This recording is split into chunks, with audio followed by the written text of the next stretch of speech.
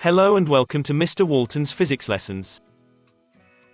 In today's lesson we'll be looking at specific heat capacity from the particle model of matter and energy topics of GCSE Combined Science and GCSE Physics. By the end of the lesson you should know what is meant by the term specific heat capacity of a substance, and be able to use it in calculations. As you know, the Sun provides almost all the energy the Earth needs. This energy can be absorbed by objects, causing their particles to move around faster. So their internal energy increases and the temperature rises. On a warm, sunny day like this, a car can get very hot. But the concrete and bricks of the buildings wouldn't warm up as much. So the metal heats up more easily than the brick. Experiments show that when something is heated, its temperature rise depends on three things. The amount of energy supplied to the object. The more energy supplied, the hotter it will get. Its mass, in other words, how much of the substance there is to be heated. The more water you have, the more energy is needed to heat it. And what the object is made from. As we've already seen, some substances heat up more easily than others. These factors are represented by the formula. Energy supplied equals mass times specific heat capacity times temperature change. The energy can be supplied by a Bunsen burner or other type of heater. The mass is measured with a top-pan balance. And the temperature change is measured with a thermometer. The specific heat capacity of a substance is the energy needed to raise the temperature of 1 kilogram of a substance by 1 degree Celsius.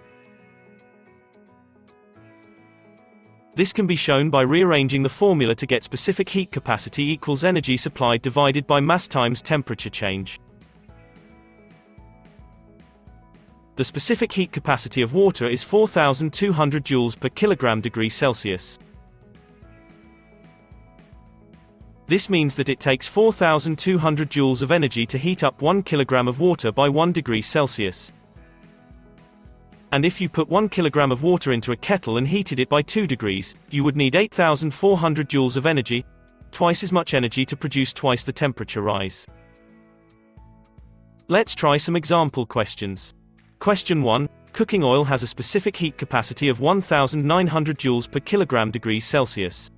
Calculate the energy needed to raise the temperature of 2.5 kilograms of cooking oil by 70 degrees Celsius. Question 2. A kettle uses 320,000 joules of energy to heat water by 80 degrees Celsius. If the specific heat capacity of water is 4,200 joules per kilogram degrees Celsius. Calculate the mass of water in the kettle. Pause the lesson and restart when you're ready to check your answers. To find the energy needed in this question we need the formula, energy equals mass times specific heat capacity times temperature change. Substituting the numbers gives us 2.5 times 1900 times 70, which gives the energy supplied to be 332,500 joules, or 332.5 kilojoules.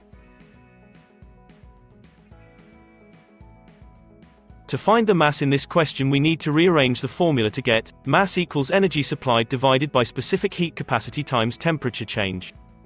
Substituting the numbers gives 320,000 divided by 4,200 times 80, which tells us the mass of water in the kettle was 0.95 kilograms.